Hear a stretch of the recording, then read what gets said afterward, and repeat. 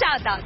Pati ako napapasyaw sa excitement at sa tensyon ng artista test ng mga survivors. With Council Member Direk Floy Quintos, award-winning Direk Mario J. De Los Reyes, and Miss Yula Valdez. 2 days ago, ang survivors ay nag-script reading with the writer and council member Direk Floy Quintos. It's called Monsters, okay? The series set in the boardroom of a major ad agency, a long conference table sees 8 young talents. Collectively, they all have the air of successful, beautiful young things who are aware of their beauty and success. So, kayo na yun. At kahapon, sumalang na nga ang Final Four Boys at Final Four Girls sa set ng mega winner ad agency with Direk Mario J. De Los Reyes. Kasi nagagalit ka sa kanya dahil laging ginagaya niya, tapos parang yun, isahan mo ako eh. Ang kanilang ka-eksena naman, premier actress Miss Yula Valdez. Ito ang ilang napansin. Hindi ko alam ang family background niya, pero tingin ko lang sa kanya para siyang pampered or sheltered. Dahil nalalambutan ako sa kanya, gusto kong malaman kung, alam mo yun, kung pagpigain mo, kung kaya bang mag-transform. Habang nagde-deliver siya ng line, bumibitiw siya and tumitingin siya sa baba. Si Nina, kahit tahimik siya, parang nararamdaman kong malakas. Ewan ko, hindi ko alam. Si Rox may landi ako nakikita eh. Importante yun na may landi ang isang tao. Ayaw ko kasi yung dry yung personality. Sa acting test na to, ipinakita talaga ng survivors almost everything they've got. Si Ian, naghubad pa ng shirt at I did 5 pornos before coming to Manila. Monsters ang title ng acting flick. At hindi lang basta sa dialogue na pahiwatig ang tinatagong monsters ng mga tauhan. Kaya si Rox, nakipaglandian sa kanyang prof. Si Diva, nag-addict. Si Sarah, nagpalaglag. At si Nina, naging japayuki. Ang boys naman, nagpagalingan sa paggiling. Silip pa lang yan, nakakaintriga na. Sa Sabado, mapapanood na natin ang Monsters, ang kauna-unahang acting flick na pagbibidahan ng lahat ng survivors. Ang dami-dami pa naming chika tungkol sa pinakamatindi na yatang artista test so far ng mga survivors. Magkita tayo later pagkatapos ng Kaya Kong Abutin ng Langit sa Starstruck Shoutout. I'm back with more chika sa Starstruck Shoutout. For the very first time, magkakasama sa iisang acting exercise ang lahat ng Starstruck survivors. Kailangan nilang magtulungan para mag-work ang eksena. But at the same time, kailangan nilang kalabanin ang isa't isa. Ang hirap? Lalo pang mahirap dahil ang script ay isinulat ng Starstruck 5 Council member, Palanca Award-winning playwright, Direk Floy Quintos. Direktor nila si Direk Mario J. De Los Reyes at ang gaganap na kontrabida, critically acclaimed actress Miss Yula Valdez. Especially written for the Final Four Boys and Final Four Girls ang script at masasabing hango rin sa kanilang pagkatao ang mga characters na kanilang ginagampanan. Kaya nakakatense ang hamon ng masungit na role ni Miss Yula. Sino man sa inyo ang makapagsasabi sa akin ng pinaka-dark, deep, shocking secret?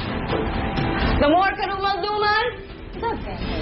Sa shoutout booth, wala naman daw deep, dark secret ang karamihan sa survivors. Pero may mga inamin pa rin silang nakakahiyang bagay raw tungkol sa kanila. I'm a germaphobe.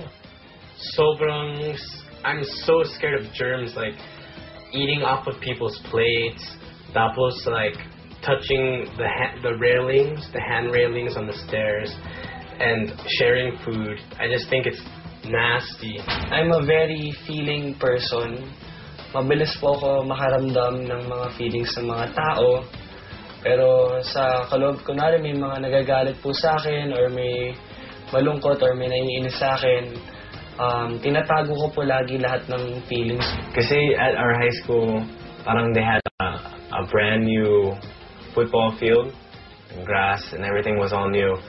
Tapos, one night, we were in the car and we drove on the field and we did like circles around. Takot po ako sa dilim. Kasi pag nasa dilim ako, kunyari sa kwarto ako, tapos inoff ko yung ilaw, naku, kung ano iisipin ko at kulang na lang sumigaw ako, magwawala talaga ako. Minsan po, pag natutulog ako, nagsasalita.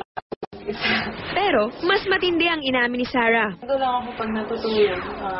Nananaginip, nagsasalita. exciting din ang behind the scenes sa surprise acting test ng survivors. This is Starstruck Shoutout. Ang pinakamay kulo wins. So, who's ready to be a monster? Who is ready to be a monster? Manood po kayo ang acting test with the whole Starstruck Final 8. Makikita niyo po na hindi po kami dito pa-cute or pa-sweet. Exciting to at siguradong magugustuhan. Watch out for it kasi mag-enjoy talaga kayo. Sobrang galing. So please come out sa mga fans ko. Sana manood kayo, astig kayo. Salamat. Talagang may character kami isa-isa, so masashock kayo. Panoorin niyo po sa Sabado ang Starstruck. I want monsters! When you're young and beautiful, ano pa bang hihilingin mo? Ng ₱1,000,000 ang talent fee. I assume you're all interested in the money and the contract.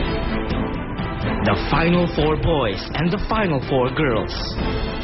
Magkakalabasan na ng baho. Ang pipiliin kong star ng sino man sa inyo ang makapagsasabi sa akin ng pinaka-dark, deep, shocking secret. Tim! Ako, naging jowa ako ng bading. Ako ba din? 6 toes, baby! Hey, before I came to Manila, I made a porno. Miss Yula Valdez, in a script by Direk Floy Quintos and directed by Mario J. De Los Reyes. In a story about dreamers, believers, survivors. Ako, addict sa ecstasy. Ako addict sa still no. That turn into monsters. Ngayon, handa kayong makipagpatayan para lang manalo. Ako? Sa Hello Kitty na addict.